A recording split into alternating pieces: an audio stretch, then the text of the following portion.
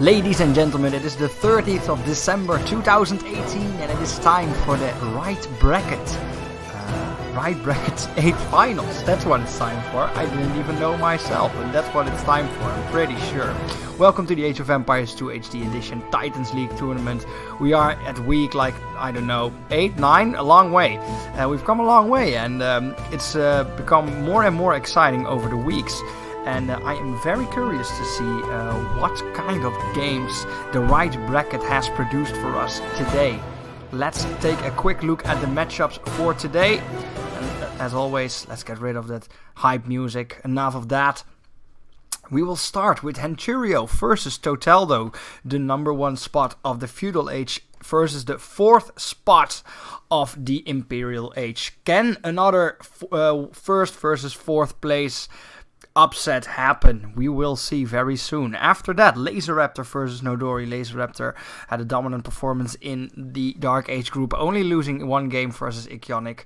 Nodori has had some very strong games in the Castle Age group, but the Castle Age as of now has struggled a lot in the knockout stages. So let's see if that holds up this round. Then we have a quick break, and after the break we will see DeFate versus Deef, the first player of the Imperial Age group, one of the stronger groups considered of this tournament, versus Deef, the 4th place of the Feudal Age group. We've seen 2 players from the Feudal Age getting knocked out of the tournament pretty quickly.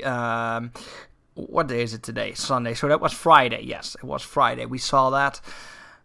Maybe Deef can change things. We have to see. And then Paper Stake versus B Swift. A very interesting match in my opinion. We will see the 3rd place versus the 2nd place of the Castle Age. As I said, the Castle Age has struggled a lot this tournament, and the Dark Age is maybe the strongest group. So the 3rd place is a little bit deceptive there. But that is the 4th match. It's a long way. We'll have 3 more hype matches before that one. And we'll just have to see. I'm losing my train of thought. I'm doing too many things at once. Let's not waste any more time, and let's very quickly go into the very first game, which will be Henturio versus Totaldo. Let me load up that game. Why am I hearing no sound? Oh, there is sound. I don't have to worry about anything. I will bring you guys to that good old game screen. I am seeing an Arabian map, very nice. I'm seeing someone looking for his sheep. Nasty sheep. Without any further ado, on the left side, in red, it is Totaldo playing as the Britons. Once again, this will be the 4th time out of 5 games in the 8th finals that we will see the Britons. Very popular civilization indeed. On the right side, in blue, it is Henturio as the Mayans. Ooh, the Mayans versus the Britons.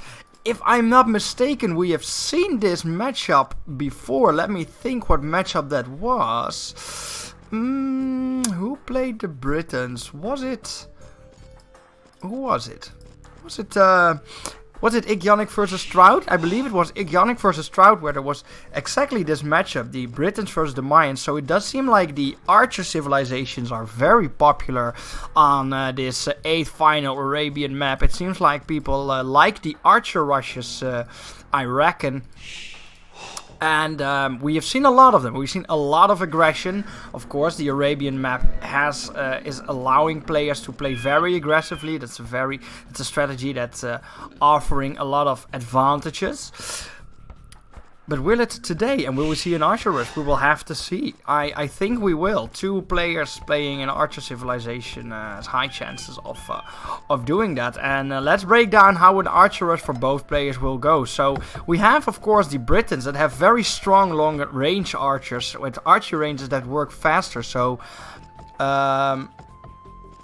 it would seem that the Britons, well, it wouldn't seem that's obvious. The Britons have a very strong archer rush. They produce archers faster and they have better range, so they are stronger to some degree. So that's very nice. On the other hand, we have a Mayan civilization with a very potent early game, very potent early economy, and with very cheap archers. So we have cheap versus higher quality, and this is where it probably will come down to execution. That extra range that the foot archers get for the Britons can do a lot when it's going toe to toe, archer versus archer. It's a very interesting matchup to watch, and it's mostly very volatile. Mayans versus Britons, or archer versus archer, is always pretty volatile. So let's see if that happens today. We see some sheep being collected. We just see the normal day-to-day boar luring.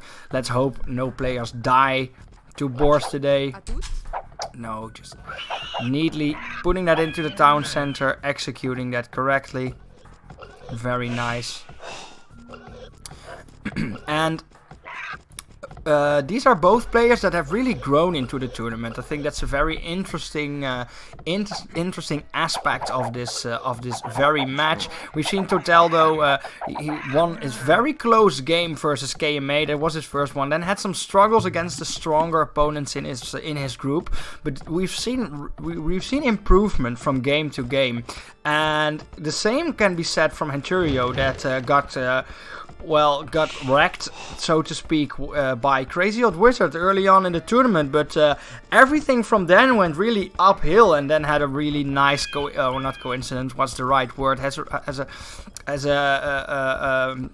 set of events where he ended up being the first place due to two players getting a penalty, and that left him in a very nice spot, and that's why he's now getting the chance to play a 4th place player. But to no degree do I think that this is a matchup favored for Henturio. I think these players are pretty even in skill level, so that's why I'm led to believe that this volatile archer matchup could be very interesting to watch. Now the question is, which of those players has learned the most during the tournament?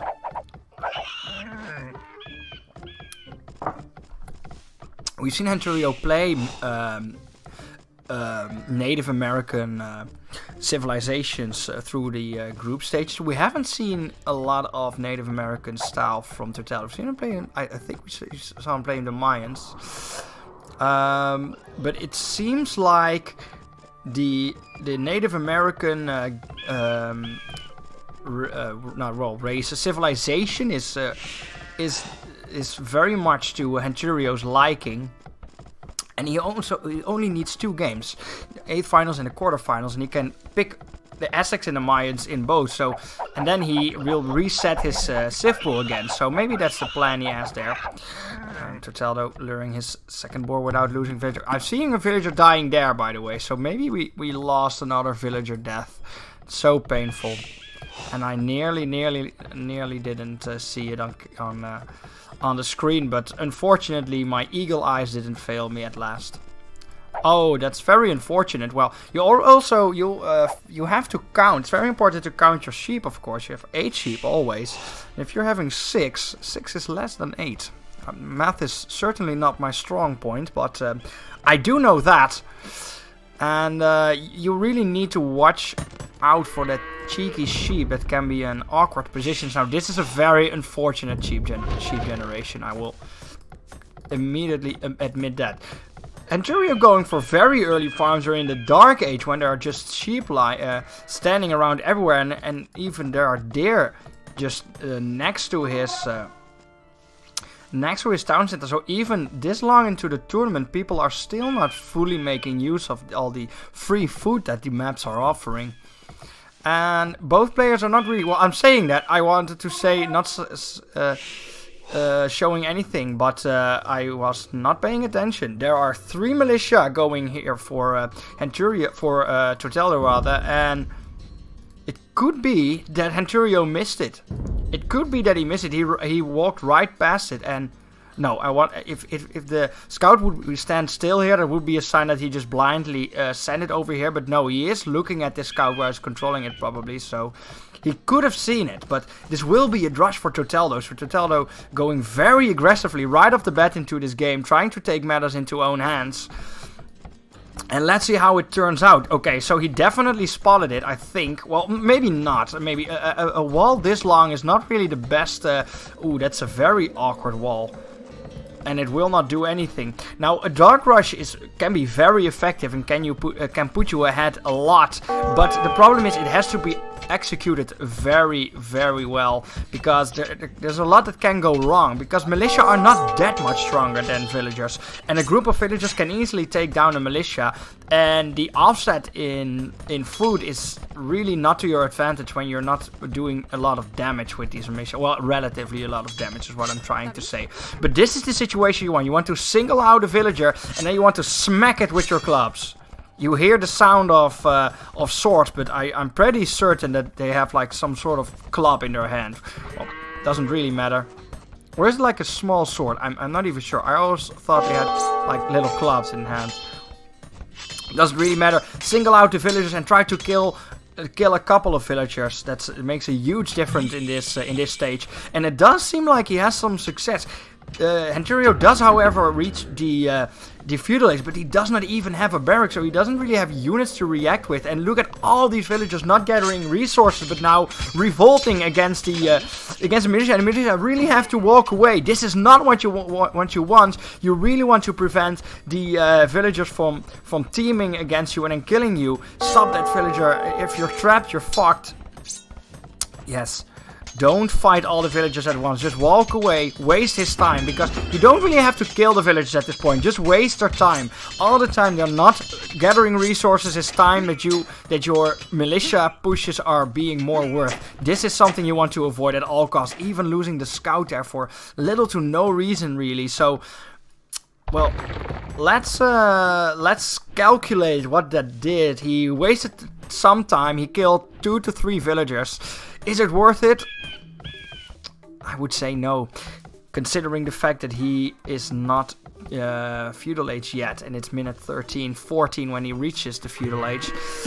He's behind by a lot. He's behind by 200 points. So no, that Dark Rush didn't do the trick, and that's the problem with the Dark Rush. It can be really potent, but you have to execute it so well, and it can be so hard because micro is so important. So it is a very, very valid strategy, but you have to execute it in the right way. Also, in a Mayan versus British matchup, I think it's a little bit awkward. I think it's just a little bit awkward. The strong economy, the extra villager that the Mayans have, it's very hard to pull that one off with much success. But he will reach the feudal age, and he did waste a lot of time for Henturio. So he's only 150 points behind. It's not too much, and the Britons still have the very potent feudal age archers, and maybe that's something that will give him that other edge. But he really needs to make use of the villagers he has. Yes, he will reassign them the food, so prioritizing food production there. And Henturio isn't really showing any form of plan whatsoever right now. Maybe he's just going for a castle age. He did build the archery range, but he built that during the attack, so maybe he was just planning on using it as defense. But he is making archers, so it does seem like he is planning on doing some counter aggression there. And it is probably time for Toteldo to make some units too, because, well, yes, you did start the fight, but you did not do enough to assume that your opponent is just simming it up in his base, so probably starts making some units there. Or else Henturio will just simply walk into his base with some archers and do some free damages there. Another mistake, very important mistake we see Toteldo make here is that he uses his resources for the wall, something you really want to avoid, because the archers can just shoot over this gold. And then the wall is virtually useless. And that's a problem, because you really don't want to waste time walking around when you can farm gold. So let's see if Totello will actually get punished for that. Where are the archers? The archers are here looking for a way out.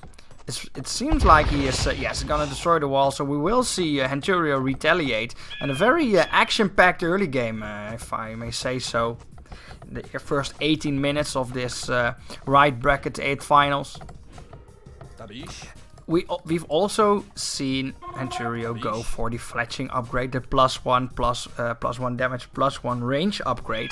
So he's really committing to this archer aggression in terms of resources, delaying his own castle age for the exchange of a more effective archer push. Now, very interesting choices made by Totello here. Going for the farms while the deer... Well, he built the farm for the deer and the deer is still there. So I do not understand the city building aspects of Totello's base. Now, he did wall off this entire side of the map, so that is nice.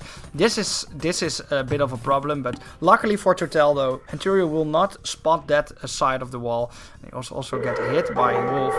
Now, Totello did not spot the archers as of yet. Will try to wall this off, but will probably be too late. Oh no! Henturio will actually turn. Well, that will probably cause him to watch and spot this gold, and probably kill it off. And that will mean that Totello will actually be able to wall it off. He actually has an amazing map generation in terms of wall off. Look at this. There's this huge cliff over here and a huge cliff over there. That's insane.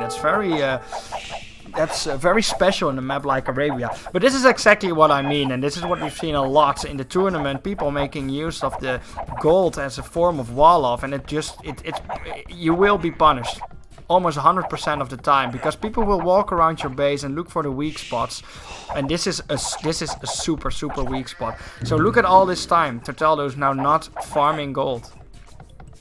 It's a long time, and he needs the gold.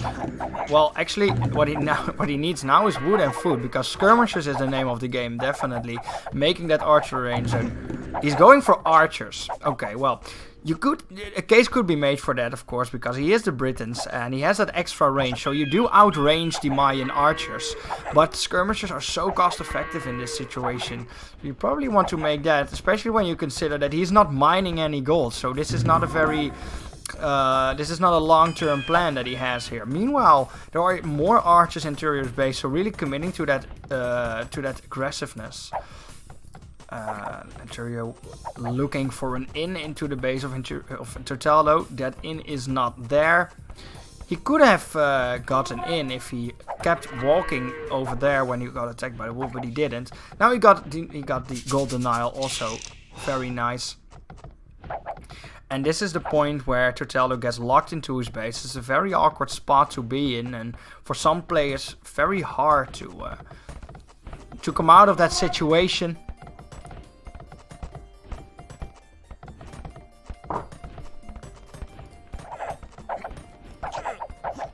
And there's a wall. Yes, I do know that the range is in the castle age. What I meant is that you want to set it up.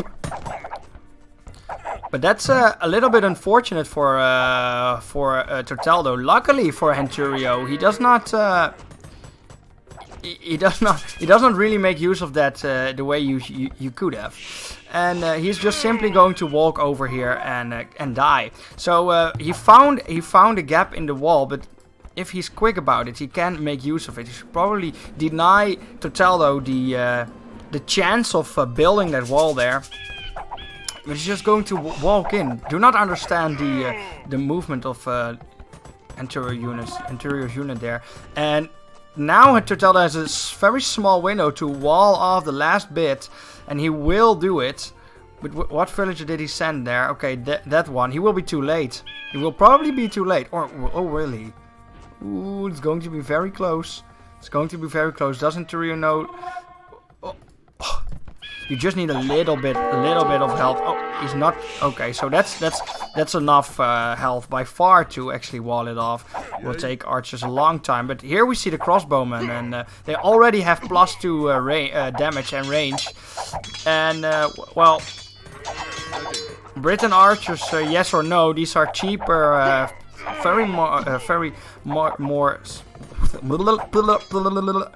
way more stronger units than Totaldo has. And yeah, this is what I was talking about. This is a very awkward situation to get out of, and it's a problem. It's a problem for Totaldo to deal with. And what will he do? Castle Age is probably one of the priorities. But he should always already look into the counter unit of the archer, which is the skirmisher, of course. Fend off the attacks, and when he gets Castle Age, probably make a siege workshop and get some mangonel micro in there, trying to get himself some stone. Wondering for what is he going for? Just super greedy style double town center, or are there towers on the way, or even a castle? However, a castle, however, is far away, because well, there are still 20 to 30 units knocking at his door. And more and more units are on the way. Oh, that's a line of villagers. So there will be some form of building next to Totaldo's base. I was thinking a castle, but it will be a siege workshop. And time is certainly not on Totaldo's side here. Really needs an answer very quick. When that siege workshop is done, it will be very hard for Totaldo to actually deal with that. The units that Henturio can put out then are something that Totaldo can't really deal with at this point. Now, there is no way for Totaldo to actually wall off the other sections other than just wall off this bit probably here and out of range of the archers. But it costs him so much stone, and his world will get smaller and smaller, and there's no real long-term answer yet for Totaldo. And it does seem like he doesn't know the answer. Yes, that's what I was trying to say. But the problem is the archers can just actually reach any point of this side of the wall. So walling off his base is something that Totaldo cannot do anymore. Multiple battering rams in production for Henturio, and slowly but steadily Totaldo is losing control of this game. We see now a 500 point difference, but now the units of Henturio will move into the base, and it's not looking good for our red friend here. The crossbow archers will walk in, and what does Totaldo really have? Well, nothing. He GG's, yes, that's the same conclusion that I drew there. That's a GG, and thus ends the adventure for Totaldo, unfortunately. And Henturio keeps improving every game. I think that statement holds true. Congratulations to him. He will face either Nodori or Laser Raptor in the quarterfinals. He will be the first quarterfinalist of that right bracket. And thank you, Totaldo, for participating in this tournament. You were a pleasure to watch. You've produced some of the most close matches, including this one. And thank you for trying that drush. Nice try, but it really needs some practice. As I said, a drush is pretty hard to execute correctly. So that was the first game. I think a very interesting first game.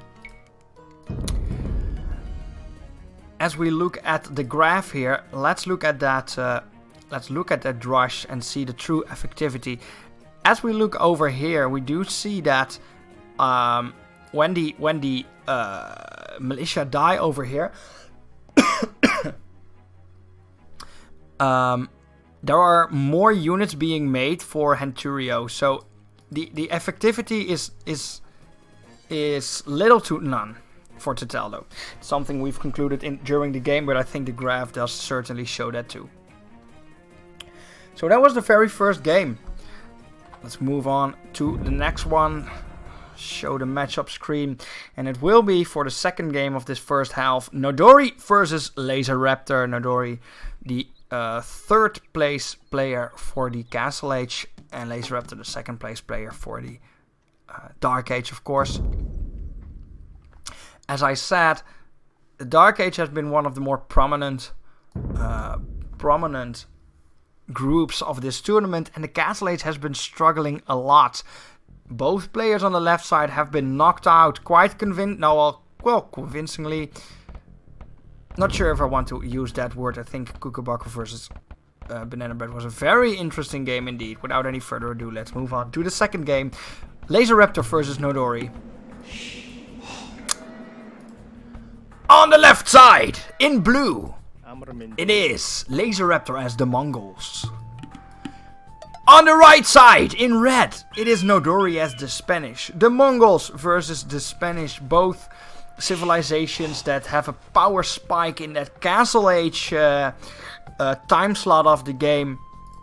The Mongols also, they do have a pretty strong scout rush, but their true power starts in that Castle Age, when they can make use of that Mangudai and kite you down.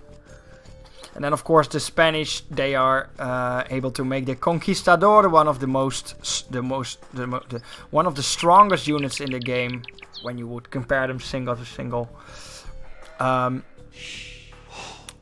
also a very important matchup where there are, let's say, mirroring time frames of power spikes. So that's always making for very interesting matchup when that happens. Laser Raptor going here for a very far wood line. Probably elects to go for the most the wood line that's furthest. My English today is, I don't know where it is. It's not in my brain. Furthest away from his opponent. That's probably why it took him a long time to get there. Shouldn't make too much of a difference, but it's very far away. Rory going for a super duper early boar there. On 10 villagers, that's pretty early. He has not started cutting wood yet. So let's see if there's a reason for that, or that he's just doing something. Is the sound gone? My stream says it's picking up sound.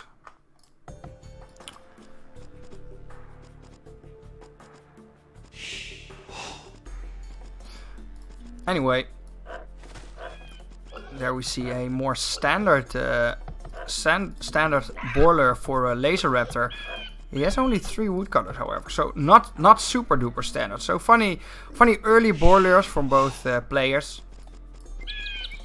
And we've seen a Laser Raptor execute a lot of early game aggressive strategies, and it wouldn't surprise me if he will do the same with the Mongol civilization. The Mongols have one of the fastest Castle Age timings, because they can farm the deer and the boar so super fast with the 50% faster gathering bonus. And Nodori, we've seen him try a thing or two, but we've mostly seen him prevail in the Castle Age timing. So the Spanish, he used the Spanish civilization versus Trout and was very successful with that, and really made use of the Conquistador strategy there.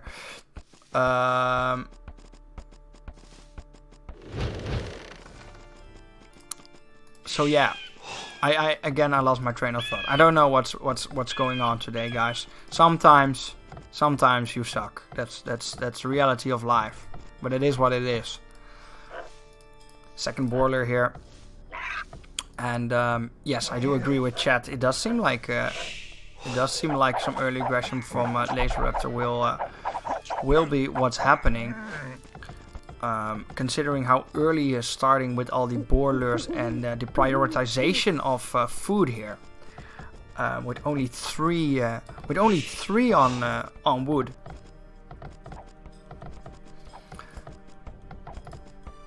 And more wood prioritization for Nodori. So here the two players do kind of change in terms of strategy now. Additional woodcutters will be that could be a kind of a panic house there. He just noticed that he didn't make his other house in time. In terms of map generation, I think Laser Raptor can be very happy about that. There are small small gaps in between wood lines. That's really what you want to see on a map like Arabia. Nodori has a little bit of an awkward situation going on because he can't possibly make use of this side as a wall off. Look at this, all three of his gold next to each other forward. It doesn't get worse than this in terms of gold generation, I can promise you that. So he really needs to, or either like split the middle, like this highland, I guess, or go all the way to the middle of the map. So really bad map generation there for Nodori, and he needs to start walling it off right now if he wants some sort of decent wall off. And if Laser Raptor recognizes this, which he doesn't yet, can really make use of that disadvantage that Nodori has there. And Nodori also lost his scout, so that's something that Laser Raptor will be very happy about. And that means that Laser Raptor now has all the freedom to do whatever strategy he wants to do without his opponent knowing about it. And that can be a very huge factor because, well, having the wrong units at the wrong time is certainly a game loser or a game winner for the other side, if you will, in a lot of situations. And being blind is so hard in a game like Age of Empires. Certainly versus the Mongols, where it's really hard to predict what they're actually going to do. But we will see a Rex when the Feudal Age is coming through, and that mostly indicates some form of aggression in the Feudal Age. Because if you're not interested in doing that so early on, you would save that wood to probably go for a blacksmith or something. Laser Raptor is scouting his opponent. Did not find Nodori yet, but is now probably very certain that he's over there. That's now the only spot that he can possibly be in. We will see a 10-minute feudal time for Laser Raptor, and if Nodori paid a little bit of attention to the stream, he now knows for 100% that Laser Raptor is about to attacking, because well, maybe newer players won't consider their feudal age timings, but the Laser Raptor is certainly one of those players that knows when to go for a certain feudal timing. And we see the instant stable here, so this will be a scout rush. Minute 10 is a very big tell that your opponent is going to do something aggressive, and it does seem like Nodori realizes this, will go for that barracks, so is going to react to that. And he has to predict what his opponent is going to do, because in no way, shape or form can he know what his opponent will do. Now Nodori, or Laser Raptor rather, will scout the barracks, will probably draw the conclusion that Nodori has some form of knowledge about what's going to transpire very soon. And the scouts are being produced. Now, is Nodori going to predict the scout rush? There's a very high chance that the scout rush will come up, and a lot of the times I've talked about players blindly making Spearmen and how that's probably not a good idea, but in an 8th final, when your scout is down, you're playing a Mongol enemy that's feudal age at minute 10. Sometimes you just have to take the chance. And is Nodori going to do the 50-50? We've seen a player make use of that mind game. Player, of course, being Banana Bread, that did a very smart mind game on his enemy, and he knew that his opponent would, or well, I'm not 100% sure if that was true, but that was certainly what it seemed like. He knew that his opponent was assuming that he was going archers, and he went for the other unit. But Nodori did make the barracks, but is not making units out of it, so invested a lot of wood in it without doing much. That's super, that's a big shame. That wasn't what I was trying to say. The scouts will come in and no units for Nodori. And what will his reaction be? 4 scouts in his base, Mongol scouts, very, very scary sight, and the spearmen are just now being made, and he is making a big mistake by belling all his units, all his villagers in. You really have to fight this. There is no way you can come back from this, because all the villagers that are not getting belled will get killed, and all the other villagers are doing nothing. And the deficit you're creating for yourself here is something you certainly cannot come back from. Laser Raptor is already doubling his opponent in points, has a lot of units in his base. Yes, the Spearman is able to take down some scouts, but if Laser Raptor microed this correctly on the hill, 4 versus 1 Spearman, you can certainly deal with this.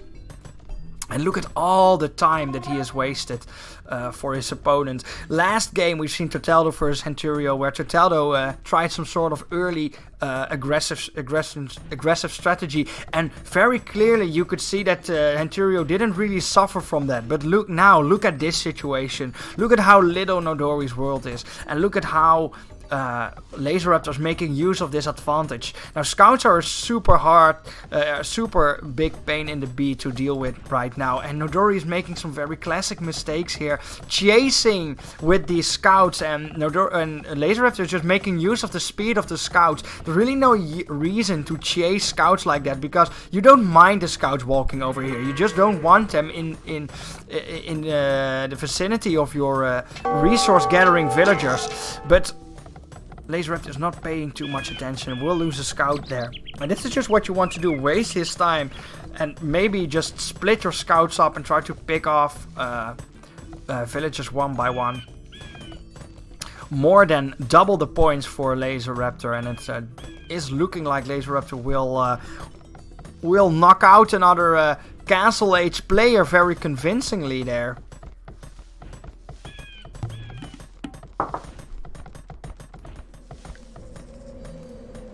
Now he's running away. Probably the smarter decision for Spearman is something you can certainly not deal with the scouts. You can be annoying and waste his time and make him do other things than just ecoing up. But look at the difference. 27 population versus 38.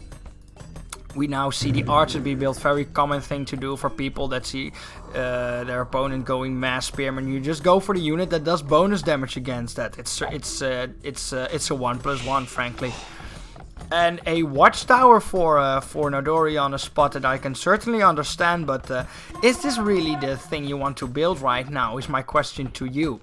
I think what you want to do is to recognize that that you need some form of retaliation and maybe some form of defense. And Nodori did not start making a wall of, and it doesn't seem like he's planning on doing that anytime soon, which is a bit of a shame. Now, will he do the same thing again? I reckon he will. No, he will now return with his spearman.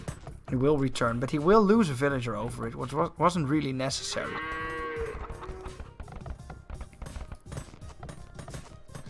And I did see that Laser Raptor was very close to having the resources. Yeah, so he will also be Castle Age way sooner than his opponent. And this is a situation where you can very clearly see that the early aggression has paid off. And it won't get easier from here, because when the Castle Age is reached, the Mangudai will be available for Laser Raptor. That it does seem like he didn't start mining stone yet, so they won't be there anytime soon. But archers and scouts is a composition that Nodori at this point really has no answer to. Luckily for him, he just started making his archery range, but the skirmishers will probably not be in time. And now, can Laser Raptor execute this correctly? Can he get rid of the spearman? Now, this is a very huge problem for Nodori, because he can't really do anything against this. He just has to walk away from his stone, and he didn't wall off anything, so he has no control of his own area. Nodori didn't have to deal with this sort of aggression for the group stage. He did get attacked with archers by Kookabakker in the Castle Age, but for the rest he didn't really have any early aggression problems. And now that is a problem in his life. It is. Now, he did buy the Man-at-Arms upgrade. A unit I can somewhat see, but it's just going downhill from here, frankly. The archers are so hard to deal with, because the Man-at-Arms can simply not reach them. He does not have a armor upgrade, and look at that. He's distracting the spearman and trying to pick off a villager or two in the meantime. So really trying to use all his units to the advantage there. Now, he will reach Castle Age. Nodori is nowhere near the Castle Age. And it does seem a matter of time for Nodori. This game is very convincingly going into Laseraptor's favor. Now the Spearman will die without killing a single unit. Nodori elected for the archers, but will shoot them uphill. That's probably something you want to avoid. Now a second tower will be built, so a lot of resources in stationary defense. And what is he preparing? He's going for knights, so all kinds of units going down for Laseraptor. And maybe we will see something. Oh no, it's just a resign. It's just a resign without GG. Just a silent death for Nodori. But I think not too surprising. It was a very strong and dominating performance for Laseraptor that will be facing Henturio in the quarterfinals of the right bracket. So congratulations to Laseraptor for winning that game. And good luck to him in the quarterfinals. And well, thank you Nodori for playing. You've had a very good run, some very interesting games, and your adventure ends here. So thank you Nodori, and thank you Laseraptor for this game. And that was the first half of the 8 finals. Yeah. First game was pretty interesting. This one was, well, let's be honest, I think a lot of people expected this outcome. These players are on very different skill levels. And Laseraptor has yet to face his true challenge. I think Henturio will be somewhat more of a challenge for him. We will have to see about that next week. So with that, we have already reached the first, or what the first and the only break of this stream. It was a very quick half, so I will keep it short with the break. We will have a 5-minute break, and then we will return with the other 2 games of the Octo finals rather.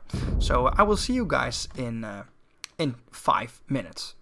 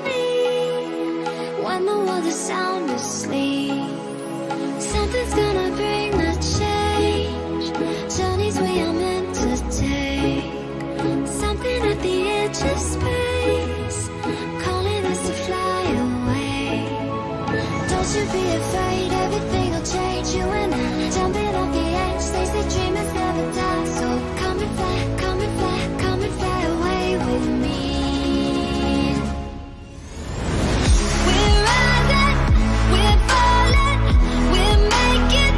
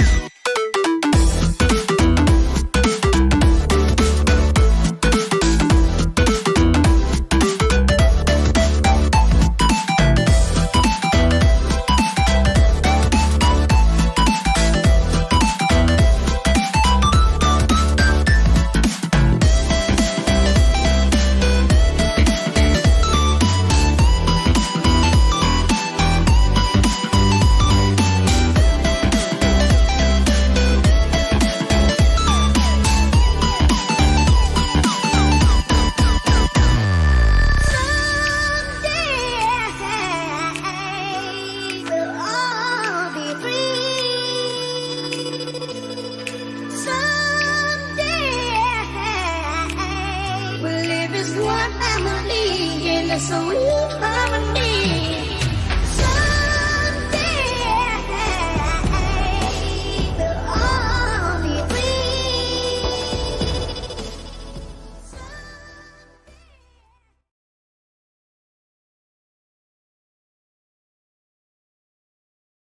Ladies and gentlemen, welcome back to the Age of Empires 2 HD Edition Titans League tournament, and we have arrived at the second part of the 8 finals for the right bracket. Yes, I nailed it. Yes, I said it without any flaws, I think.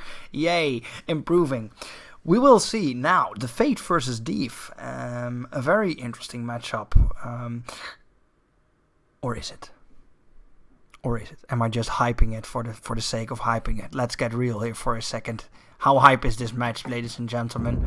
Will Div show that he has more in store than we think? Or will this be a complete stomp? I think I know, but we will just see together. Let's just move on to this game and this nonsense.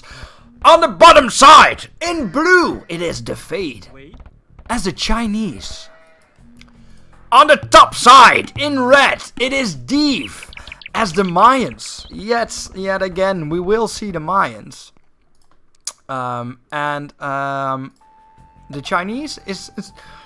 Or is this the second time we see the Chinese? No, I don't think we've seen the Chinese in the 8th finals. It was Totaldo who played them in the tiebreaker, I think, not in the finals. So, but it will yet again be a Archer versus Archer Civilization matchup. Very interesting. And in almost all cases, there were some Archer rushes going on.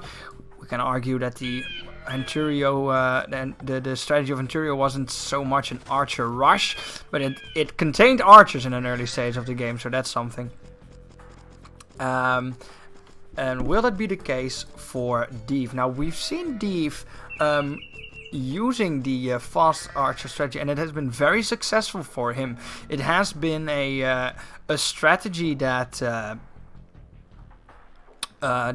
got him some victories and essentially put him in this position, in this 8th final spot. Now, funnily enough, the Fate missed his 4 sheep and using the sheep to scout his own. So he will find the sheep over there. Now we'll probably go and pick him up over there. But can we take a moment and appreciate the beautiful map generation for the Fate here? That's pretty gorgeous. Look at all the resources here in the back. You can just wall this off, wall this off, and you will have a lot of resources that can be reached with towers or units, no problem. So, a really nice map for the Fate to defend himself. Div can't complain. The Fate will say RIP. What's RIP? Maybe because he forgot to collect wood at the same time. I'm not sure what's happening, but RIP. He's not happy about how this game's going, despite his awesome map. What I was trying to say is that Div doesn't have the worst map in the world, but can certainly be better. And will it be another Archer rush for Div? As I said, it's the strategy that's clearly been the one that he's been practicing or been utilizing, at least for the last 2 to 3 games, I think, and has been getting better game by game, which is also always a very nice conclusion to draw, that you're getting better when you're practicing.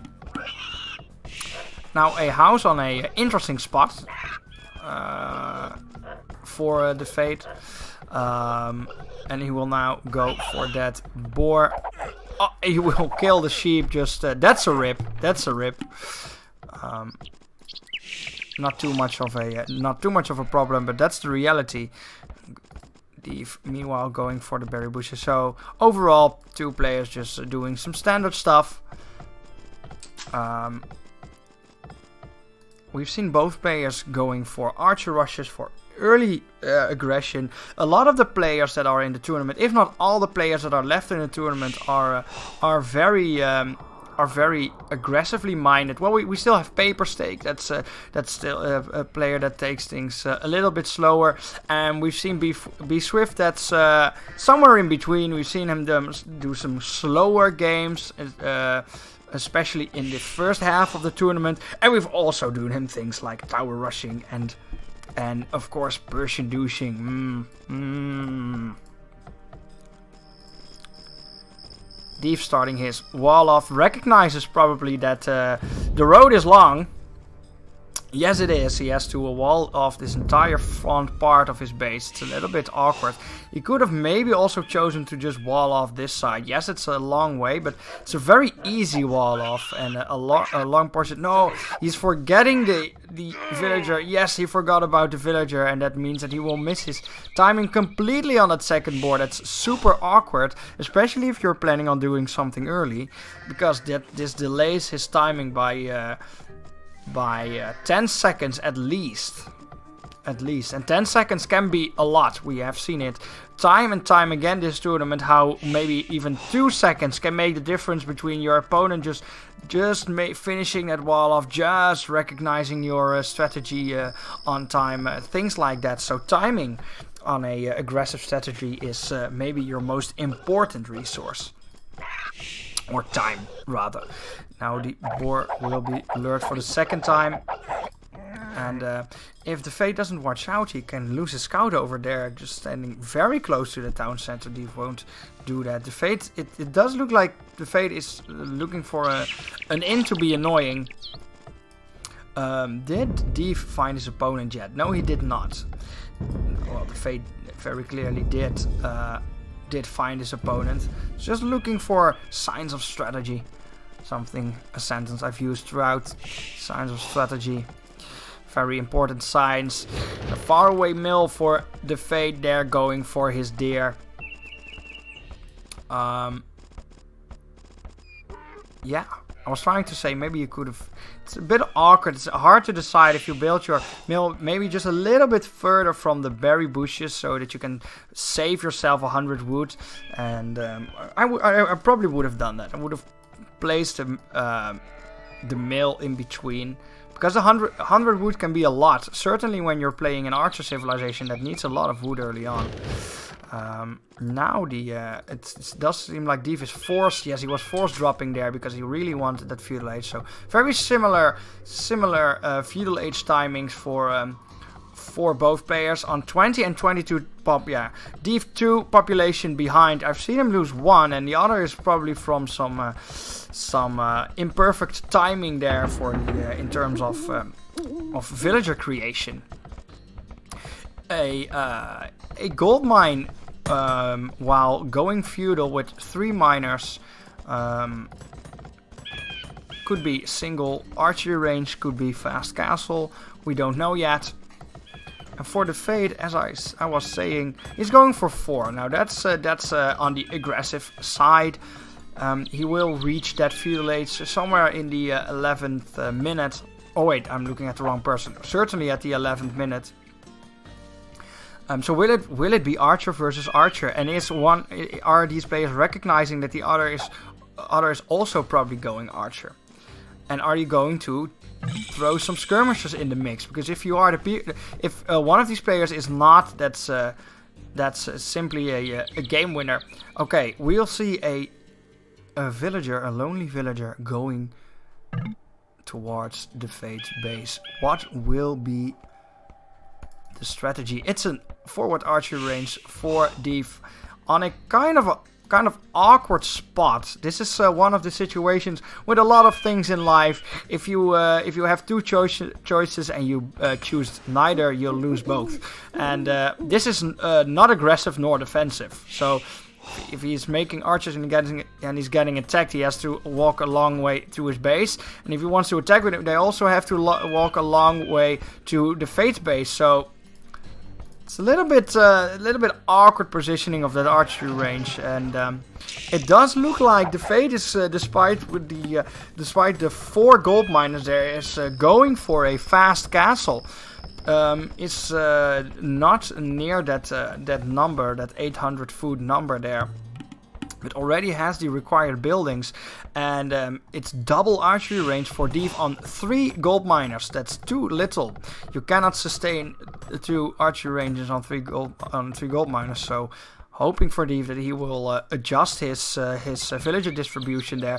And the Fate is now walling off like a madman, and he's doing this without spotting but he will now spotting the double archery range. That is confirming a lot of theories for him, and if he's smart about it, he can probably wall this off in time.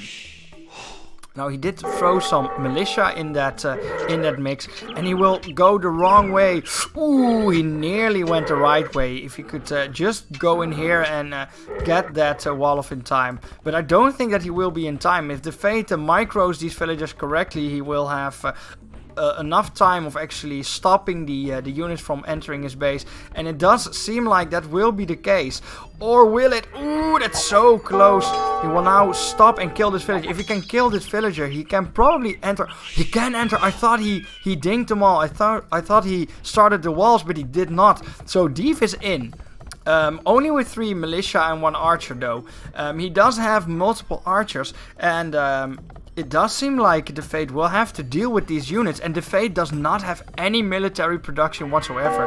Went for a very, very greedy build, and these are militia though, so they can be killed by villagers, but the Fate is electing to not fight there and pull all his villagers towards this town center, and Deef is just getting pulled in.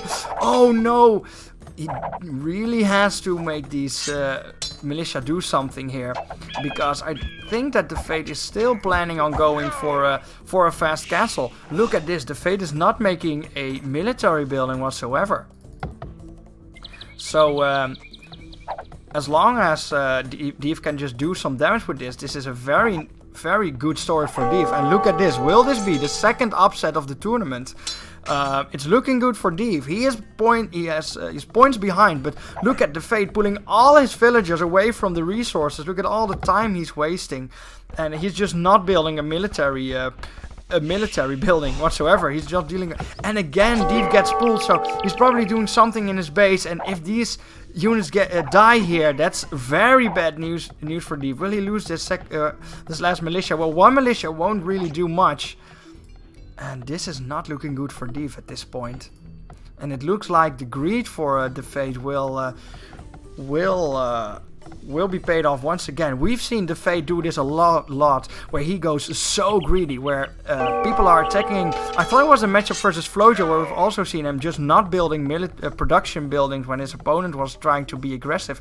And we've also seen him winning with it. So I guess that's how far he got with it. And I'm curious to see how long that strategy will last for him. It does seem like this will be the day that it lasts once again.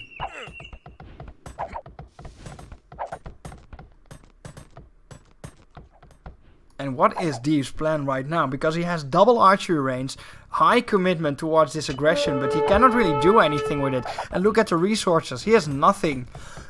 He won't be castle age for ages. He does have the buildings, but he needs so much food, and he only has some farms and some bushes. He is not farming the deer. That's super unfortunate for him. There is a lot of food on the map that he can use to get to that castle age faster, and he is just desperately trying to find an inn into the Fate's base, but there is none. There is no inn. Luckily for Deef, he did not go for the fletching upgrade, so he does save himself that gold. We'll kill the scout for the Fate there. He can kill like 5 villagers over here, but the Fate will probably be in time with that. No, he will just walk away. He will walk away. Uh-oh, Deef. Yes. Yes, attack. Attack with the archers. Trying to kite out that villager here will probably take it down without a loss. But that's not enough. That's certainly not enough for Deef. He needs more in order for this investment to work. And I said it before, he has had a lot of success with the archery, but the execution this time is just not there, and the effectivity is certainly not there. And it's now time for Deef to show if he can play past this point. past that archer rush.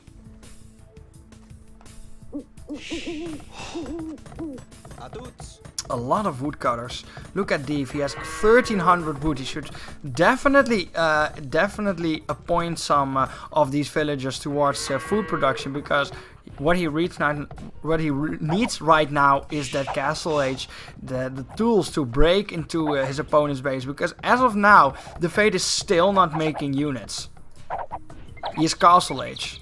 It's minute 21, and there's no military units for the Fade. That's super. Oh, I stand corrected. There are two skirmishers here. That's still not much for this time, and he's still happily going to sims this game out, going for another town center and booming even more. He's only 150 points ahead, though. That's certainly because of the lack of units that he's having here. Well, not a lack, that's probably not the term, because he's doing quite well. There's not much that Deef can do to break through here, because yes, he can shoot down the walls, but there are enough spots for the Fade to just make another wall off, and with the town centers he can just easily defend. Well, Deef can punish this by shooting down that villager. But it does seem like he is now focusing on his economy. Having said that, he's still making units, so he's still committing to the aggression, while there is not really any form of effectivity there. A market will be built, but he has 2 feudal age buildings, so he can already go to that castle age in terms of buildings. But it's probably for the come to think of it, of course, it's probably for the resource exchange, something you really want to avoid at this point in the game. Exchanging a resources is so not worth it, but Deef reckons that he really needs that castle age, and he has a very high wood surplus. We'll probably sell some wood here and buy some food maybe. We will have to see, but I think that's what he's going to do. And the Fade will be castle age for so much longer than Deef is. And now it's the time to boom it out. A monastery for the Fade. Probably try to turn that economic advantage into an even higher one. A sneak stable next to the offensive buildings for Deef. And what will the Fade do with this stable? Probably knights. Yes, knights. And there was nothing really in Deef's base that can defend him. So once the knights start pouring in, it's going to be a very hard life for Deef. Now, did he sell his wood? No, he didn't. No, he didn't. So what was the purpose of this market, one might ask? I don't know. There was absolutely no chance for Deef breaking down this wall while being in the castle or in the feudal age rather. I'm not sure why the Fade is now walling this off, because it can easily fight these archers. I was saying that he didn't commit to the fletching, luckily for him, but it seems like he did. So he's really trying to make it work, really trying to make this archers work. He's thinking to himself, probably, if I'm not killing him with these archers, that I'm probably done for. And he's committing so many resources into this aggression. He does have a lot of units, but he can't really do anything with it. And his opponent is now just on double town center, just farming it up. And there are multiple knights waiting in that stable, waiting to strike. That can be at any point, frankly, because there's not really anything that Deef has to answer for when the knights come and start pouring in. And every second that this game's going on is a second that the Fade will scale faster than his opponent. And multiple bells of warning, but not that it matters too much. The monk is there to just probably convert anything that comes too close to the wall. Another archery range will probably pump out some more skirmishers. And it's minute 27 and Deef is still not castle age. And look at that, he's still committing the resources he has towards units. His number one priority should definitely be Castle Age, but he's just desperately trying to make the attack work. 10 minutes, maybe more, maybe let's say 15 minutes of aggression, and then it's done, well, frankly, little. How much villagers did he kill? 7? 8? Elite skirmishers, that's a yikes. That's a yikes. Interesting though that the Fate's just chilling here with the knights. 3 knights. And he isn't really scouting deep, so he doesn't know that deep has no form of defense in that base.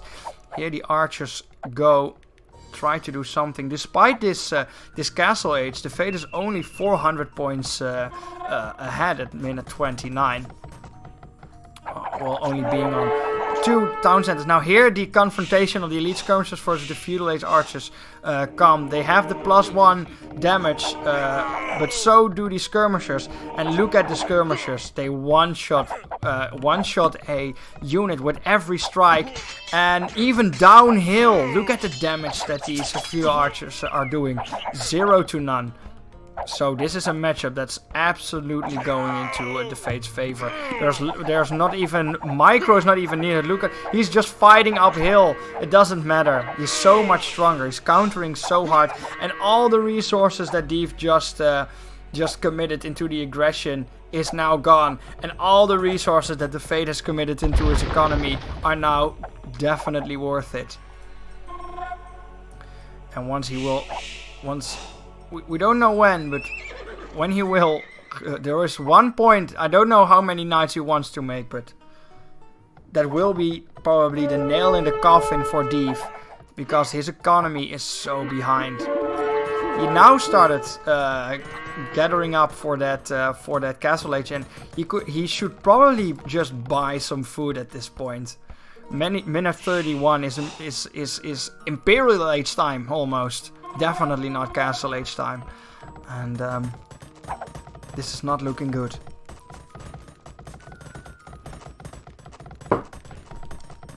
Multiple stone miners, so the Fate's probably looking for a castle soon. Siege works are going down, barracks going down. And here the knights come. 6 knights. And nothing for Deef to answer with. Even if he started making spearmen right now, he needed a lot of them to do something with it. Here, the first half of the gold miners for Deef will die.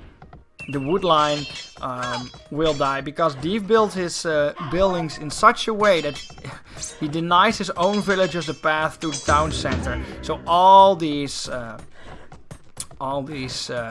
villagers are just considered dead. Now, men-at-arms are also not going to do a lot. So not only is Deef not able to make multiple villagers at a time, he's also losing villagers now.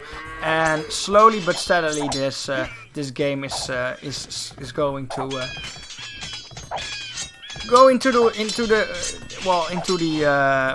result that I foreshadowed earlier. Into the result that was probably expected. Well, I do think that the aggression that he put on early and the potential effectivity was surprising to a lot of people. I thought for a second there that Deef would maybe pull it off, but the execution was just not there, and the stubbornness to keep it on the aggressive side was just was there, and that will be Deef's death definitely. Now he's just having to chase the knights, but they will just run away, and the Fate will just look for every villager that's somewhere on the map, single them out and kill him. Now look, Spearman won't do much against 3 knights, and Deef will reach the castle age at minute 34, but I'm afraid that it's a little bit too late, and with a little bit I do mean a lot. Now the knights will find the wood line for Deef, and the other villagers are standing still here. And it's 88 population versus 47. And a lot of these units are still feudal age units. More and more spearmen slowly join the fray. And I'm not sure if the knights will survive that. Probably not, but does it really matter? Because currently Deef doesn't have a lot of active villagers. You can probably count them on one hand, which is not a number you want in at this point in the game. And it seems like this is the curtain call for Deef.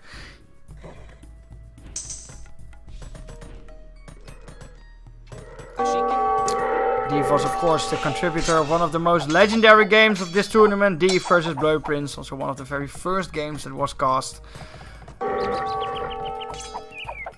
A game with high comedic value, I would say. And there are still knights running through his base. A 2,000 point deficit. And a very dire future for Deef. He's trying to stop the knights with everything that he has, and it is unfortunately not much.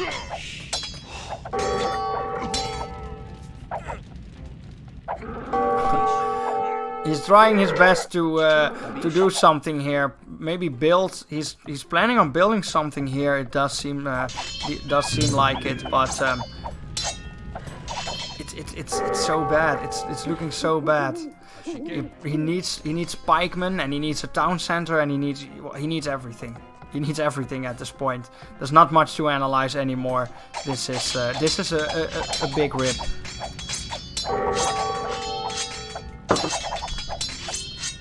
More and more knights are pouring out. Production buildings of Deef will go down, and he is building a castle next to his stone. So he wants to save that part of his base. But well, what then? What's going to happen when that castle is done? There's not much that can be achieved with that. Some knights chilling over there. And Deef is building a siege workshop here, so maybe at last, at the very last minutes of this game, he will find a in into the base of his opponent. Now it does seem like this castle will be finished. I'm interested in the effectivity of this castle. I have my doubts.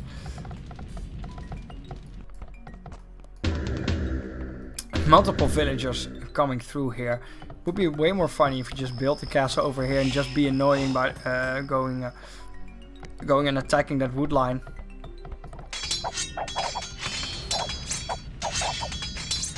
But yeah, what's Deef's plan here?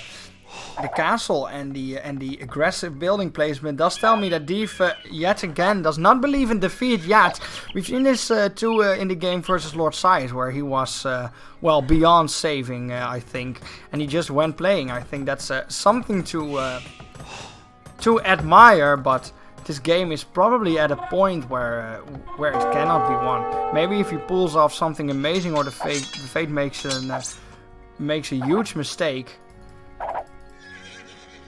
But will that be the case? He does not have murder hold, so if he starts attacking this castle with knights and he has nothing to defend it with, the castle will go down. And one by one the knights will join.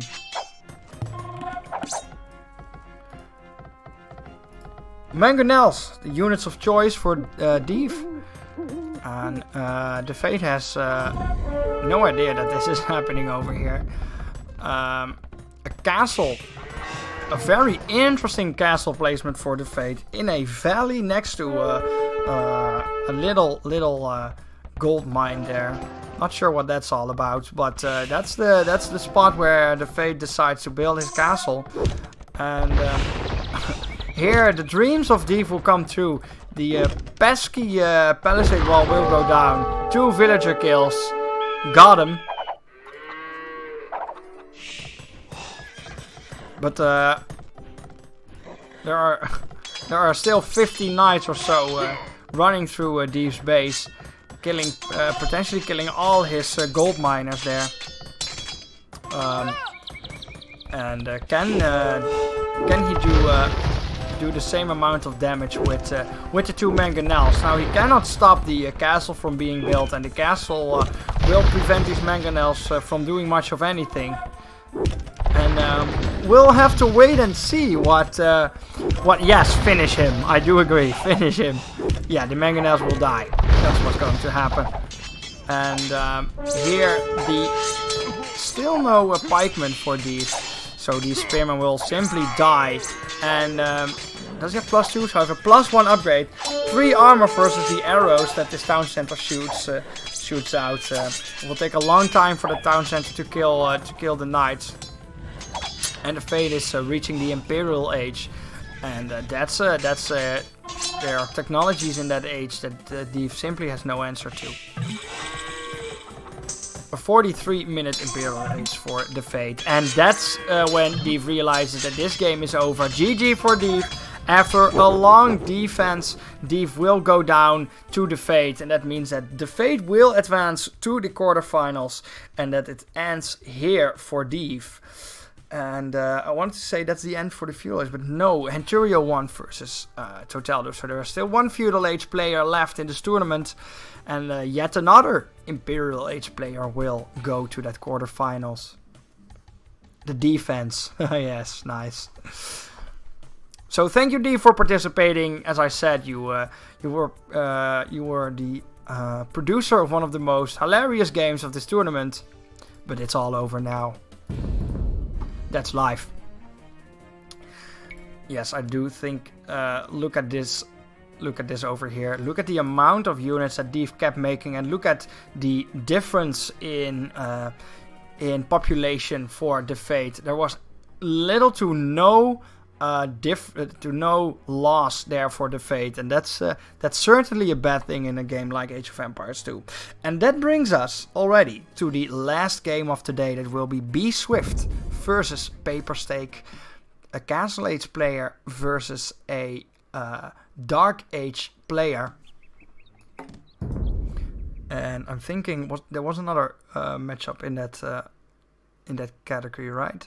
Oh yes, it was Stroud versus Iconic. That game was a little bit one-sided, and will this game be as one-sided as that one, or will it be a little bit closer? I think the skill discrepancy between Iconic and Stroud is a little bit bigger than that of Be Swift and Paper Stake, but we'll just have to see. The game is loaded up. The villagers are building the first houses, and it's Be Swift versus Paper Stake. On the left side, in blue, it is Paper Stake as the Celts or the Celts. On the right side, did I say that? Yes. In red, it is Be Swift as the Britons. So that's a 6 out of 8 for the Britons for the 8 finals. So super duper popular civilization there. And a good luck, have fun for Be Swift, keeping the morale high for that game. And isn't that nice when all your sheep are... well, it's a little bit of a shame that he found them 1 minute and 24. That's super late. He will be forced to upgrade Loom probably. But isn't it nice that all his sheep are together? Don't have to bother with that for any much longer.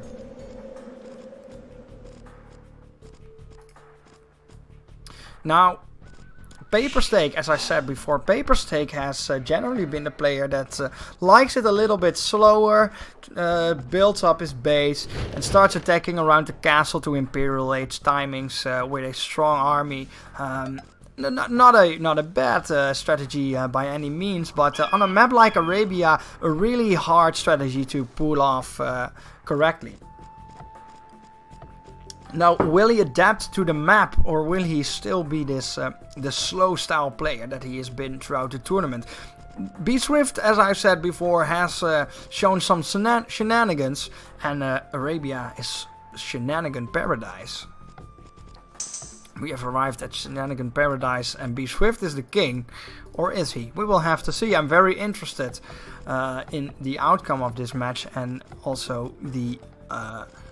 not the outcome, what's the word I'm looking for? The style of victory that one of these players will achieve. Now the first boar will be pulled here while the sheep is just chilling here with 2 villagers on wood. So a very early boar pool. Jesus Christ, what's happening? For Be Swift, is that just random, or is that another sign of aggression?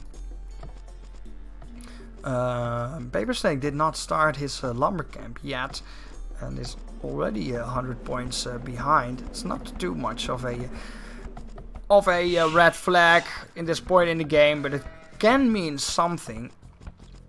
B-Swift is walking way too close to the town center, and unfortunately Paper Steak didn't click his units fast enough.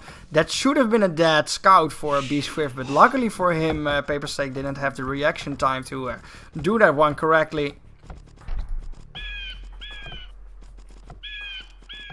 Paper Steak can save his sheep.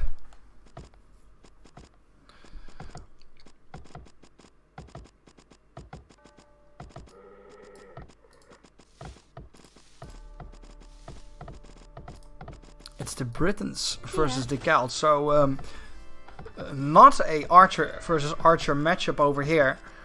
The Celts are nothing really, because they are everything. The Celts have so strong and versatile bonuses that can just do virtually anything. They have strong infantry, so you can go men at arms with that faster walking units. You can go archers because you have that extra wood. You can just fast castle it up and go for some sort of maybe mangonel pikeman composition. A night rush, full eco, it's all possible with the Celts, and that's why they're so nice and so popular, because they're so versatile, and you can just change your strategy according to how the game is going.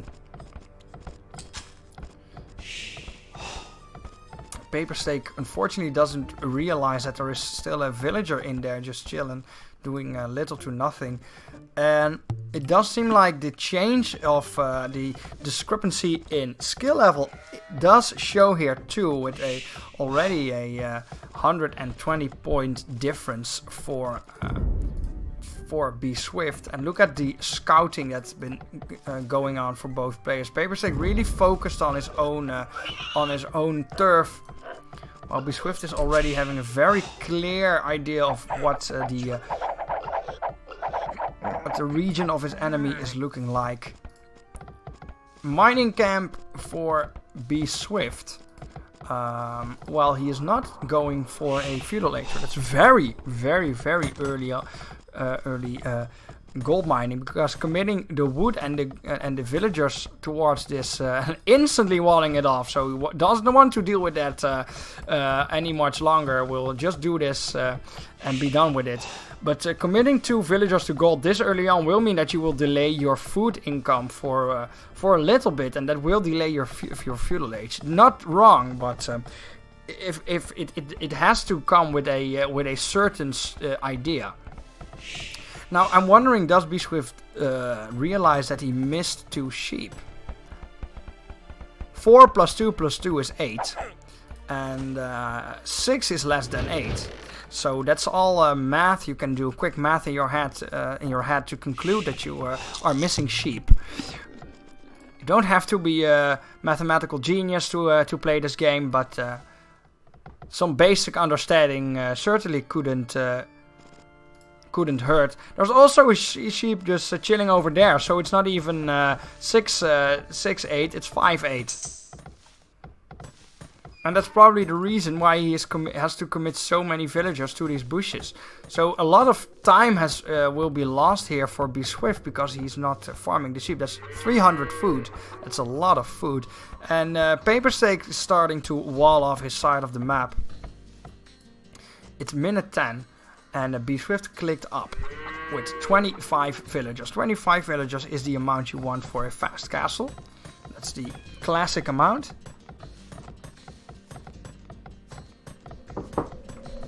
Yes, that's what I said. You did spy a third missed sheep that is over here, and that's what he did. He also what's the word? Collected, I guess, that sheep very early on in the game, but I think he just lost sight of it or something. So he didn't gather 3 sheep. 3 sheep.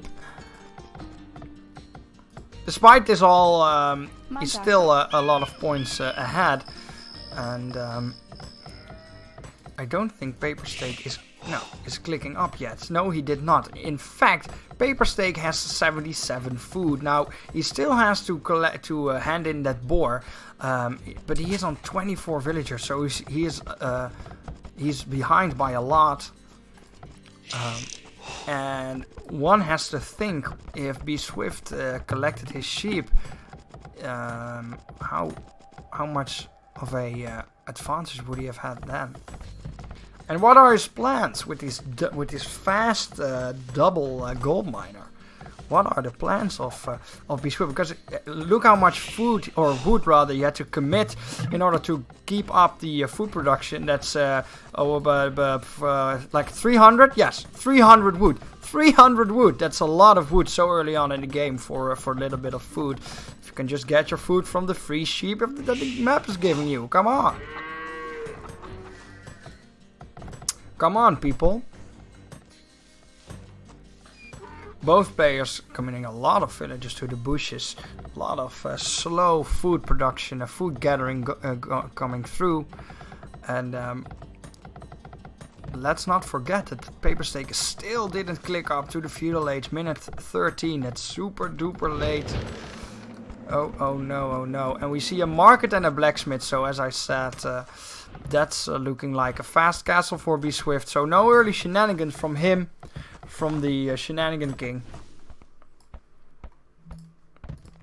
And B Swift is not interested in this oasis whatsoever. Doesn't want to deal with it here. Nope. Not going to look at that oasis whatsoever. He didn't even see it. That's how little he likes it.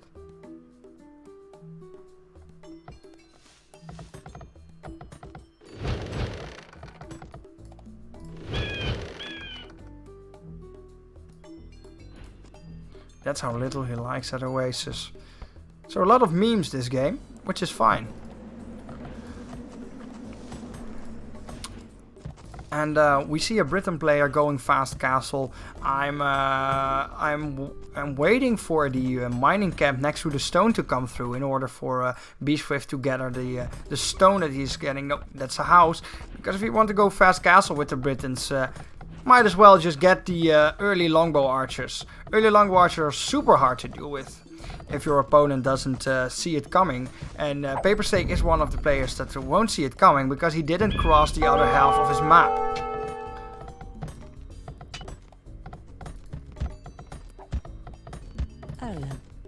Both players actually missed sheep, so all kinds of memes coming through here. Here we see a 15-minute feudal age for Paper Stake. That's astronomically late.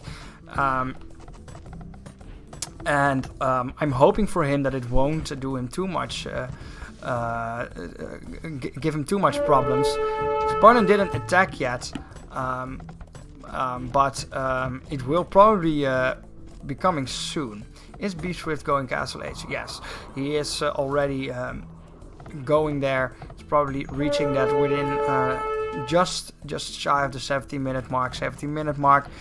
And then it's time for him to show hand. What will these villagers do? They're just chilling. Yes, he has a very awkward, a very awkward map generation. He only has this gold really to mine from safely. Instant town center, so very interested in that slow economic play. So as I said, B Swift has shown both sides of that of the game, aggressive play and slow play, and it is slow play in this case, something that Paper Stake also likes, but this is maybe a little bit too slow, maybe just a little bit too slow. A little bit of scout fighting going on, and it does look like Paper Stake will win that fight. Double town center, so we will see a triple town center play for B Swift. Very economically focused. He will lose his scout though, but he does have a lot of information of his opponent. And Paper Stake should probably start and scout his opponent, because Paper Stake is the last hope of the Castle Age. If Paper Stake loses this game, the Castle Age will be wiped from this tournament in one round. The 8th finals is where the players will then go down. So it's all on Paper Stake's shoulders right now. And it's not looking too good for him, because every second that you're not spending in the Castle Age while your opponent is a second that you're probably going to be behind even more. and the 300 point deficit that he's having right now will just be more and more.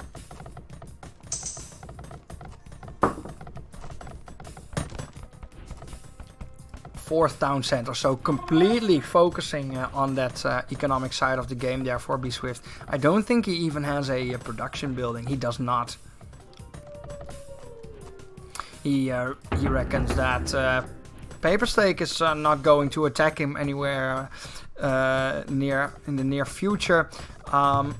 He did not scout everything, but maybe he did a little bit of research. Maybe it's just a guess. But it's certainly going to pay off because 4 town centers is way more town centers than 1.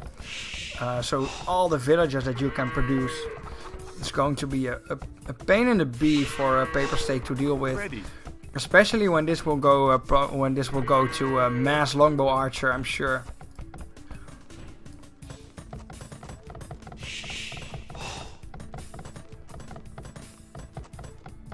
It's so funny that the sheep over there. Did he? Oh no! It's a little spot that he didn't scout. And it's in this game that Paperstake is unfortunately showing that he is in a lot of ways the weaker player. There are a lot of villagers. These villagers have stood here for a very long time. The lack of scouting that causes him to just wall off parts that can be reached by his opponent. Anyways. The late timings, because it's minute 21. His opponent has been in the castle age for 4 minutes now, and he is nowhere close of going there. And he is making blind spearmen versus a Briton player. Now, we've seen players do this so many times, blindly making a unit that can only counter 1. And I don't understand why so many players do this. If you're going to blindly make units, why the spearmen? Even more spearmen being added there. Stables coming through. Now that's probably a building you want against a British player. And does he know that there is like this very little? Oh no. Look at this. It's so unfortunate. I will give Paperstake that. There's a lot of unfortunate fog of war and map generation for him. And now 4 town centers are just producing all kinds of villagers, and he will boom insanely fast. 500 points. So there will be a lot more points. Look at them all nicely making villagers at once. 4 town centers, 4 villagers on stone. So now probably going to save up for that castle in order to make the longbow archer, because it's minute 23 and B-Swift didn't make a single production building as of yet. So very, very slow game for both of these players. But it's certainly B-Swift that will get the longer end of the stick.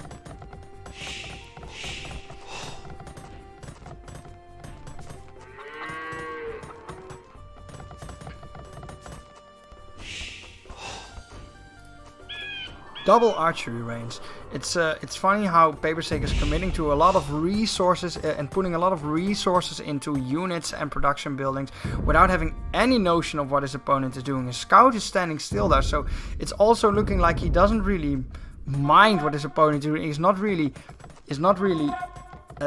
have the mindset to know what his opponent is doing and find a way to win this game. Now the first production building for B-Swift will go up, and I'm very sure this is just a attack building in order to make an archery range. Yes, there we go. So the archers for B-Swift will come through very soon.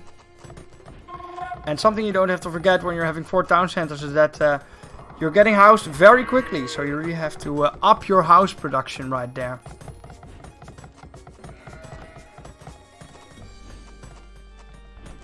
And at last, Paperstake will find his last sheep.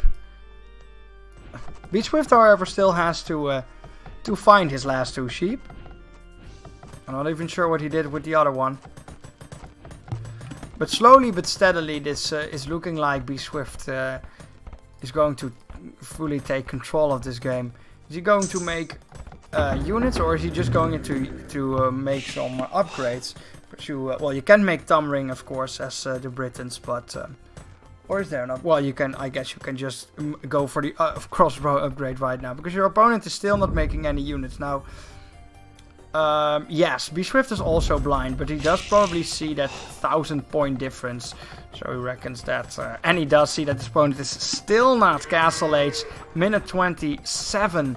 And I don't even think that it will be anytime soon that he will be reached at Castle Age. No, minute 27. He won't be, I don't think he will be Castle Age before the 30-minute mark, which is super duper late. And by that time, chances are that Be Swift will have Castle Age units inside his own base.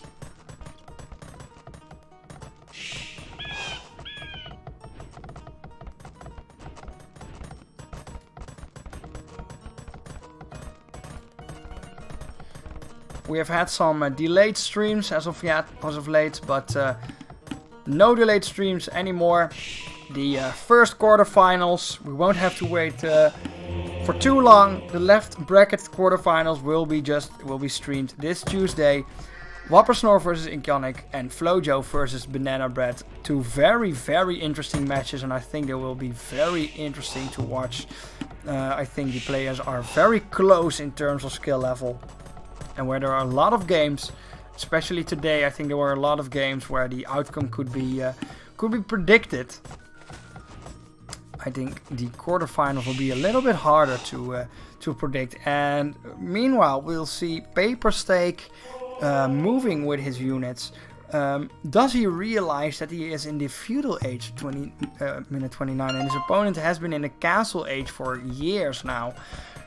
Now, the archers will, I was definitely noticing that hole there. They will be met with a hole in the wall.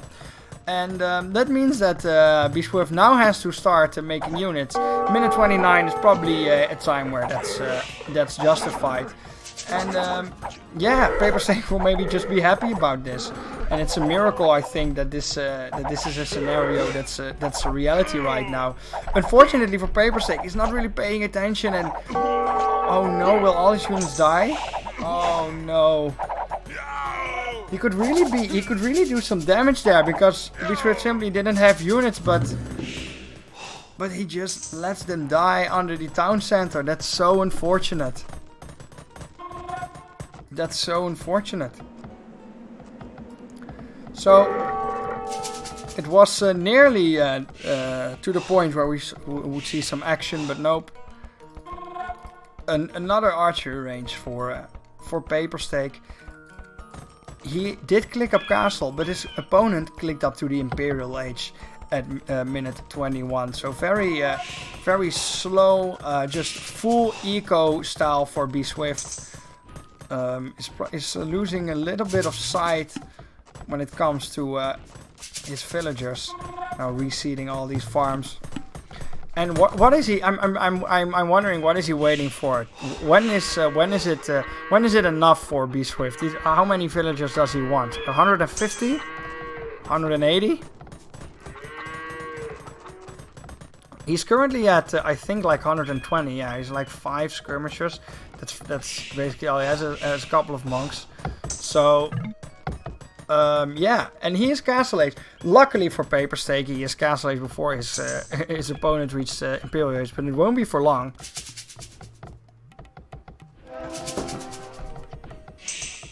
And I do hear a castle. Where's the castle built? It's over there. It's a defensive castle. Again, Be Swift just taking it slow. And now the longbowmen will start showing up at the 22nd to 23rd minute mark.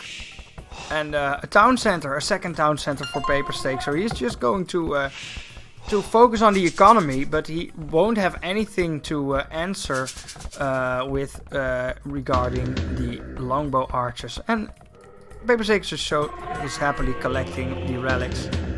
Already collected 2. So all that free gold will go to him. And it's looking like he is preparing his first assault, doubling his opponent in points. And I do think that we are looking at the opponents that the Fate will be facing. B-Swift versus the Fate. I think that will be a very exciting matchup. I think we have some very exciting quarterfinals overall. And with the elimination of more players, the skill level of all the players, the difference will be smaller and smaller.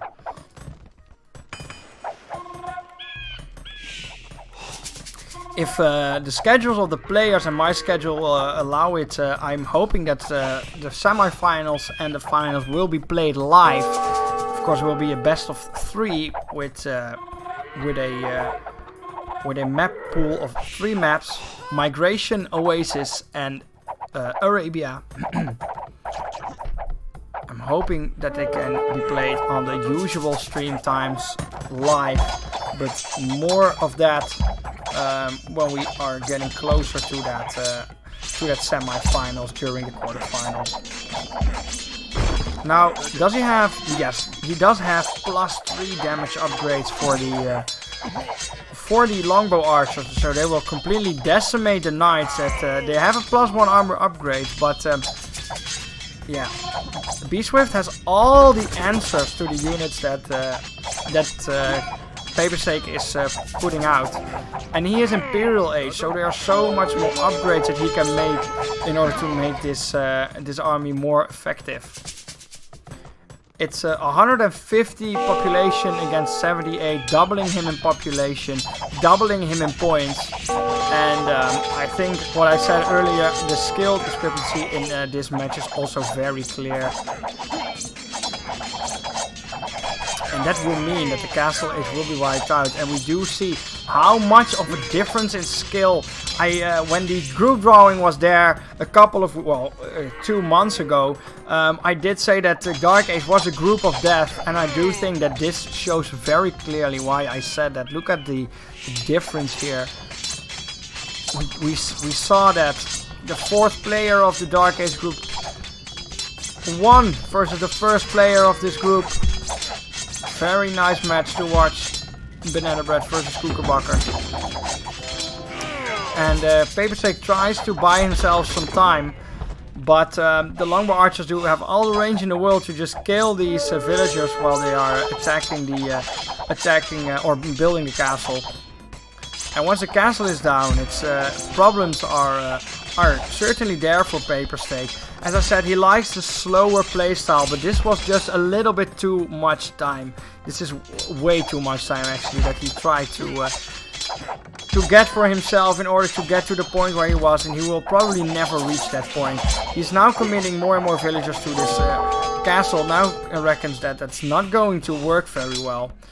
Meanwhile, he is making units over here, so he's probably planning on doing some kind of retaliation, but how effective will it be? How effective will it be?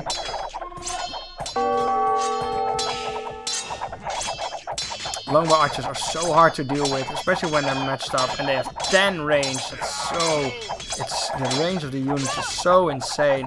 High damage, high range, and you need strong counters. And well, knights could be a knight's enter, but when there are halberdiers in your base, it's not good.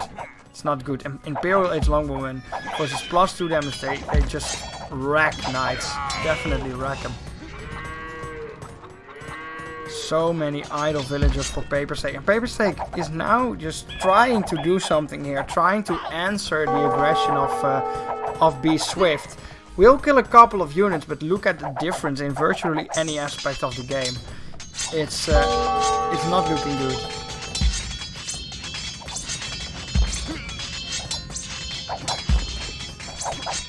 It's not looking good at all. And with that, the Castle Age will be probably wiped out. I think that Papersake will probably resign pretty soon. Maybe when this attacking army is dead.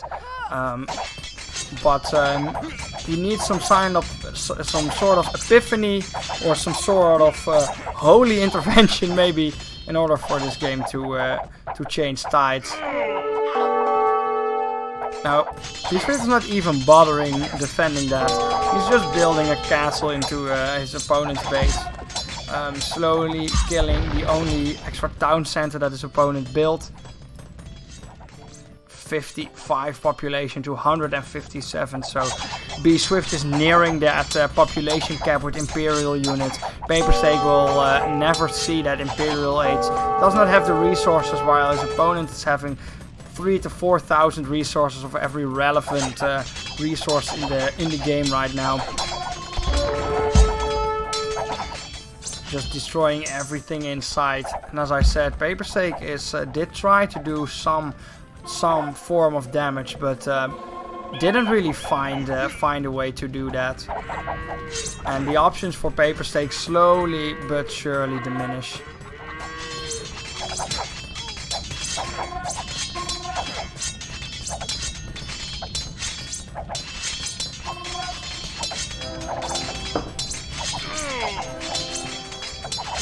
A Britain castle in your life.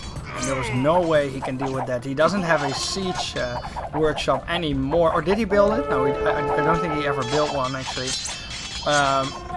He at least needs that. But yeah, B-Swift is just building castles everywhere where he has to deal with well, anything whatsoever. And probably this battering ram will be the end of Paperstake's town center. Trying to build, it's just castle versus castle building over here, but the longbow archers will probably put that plan to a halt also. And Paperstake is now on 31 units. Death and despair everywhere. And B-Swift is looking at a quarter-final match here. Every single Dark Age player made it to the quarter-final, so very strong performance from that group. And it is okay, I can't lol. Paperstake now realize that this game's probably over. Yeah, well, I think that's the case. Question mark from B-Swift, what's happening? GG in capitals for Paperstake. GG, well played from B-Swift. So some nice exchanges from both players there. And that is going to be the end for Paperstake. His adventure ends here. And B-Swift, he will advance to the quarterfinals and he will face the first place player of the Imperial Age, The Fate. So congratulations to B-Swift. And thank you Paperstake for joining this tournament. And for entertaining us with your games. And with that, there has come an end to the 8 finals of this tournament. Let's take a quick look at the brackets. I did make a hotkey for that, but I'm wondering if it's working. Yes, it is. So I will update the other side of the bracket, the lower side of the bracket. But this is what the quarterfinals will look like right now. This Tuesday, normal time, we will see Ickonic versus Wappersnor. So the first day of the next year, the 1st of January 2019, we will see Ickonic versus Wappersnor, and then Banana Bread versus Flojo. 2 awesome matches. And then Sunday next week, we will see Henturio versus Laser Raptor and The Fate versus B-Swift. We will find out if the Dark Age group will stay as dominant as they have been for this tournament. I thank you all for watching. I will see you guys Tuesday. I wish you all a very happy new year. A very nice change of year. Have yourself a drink and enjoy yourself. And I will see you guys Tuesday. Bye bye guys. Thanks for watching.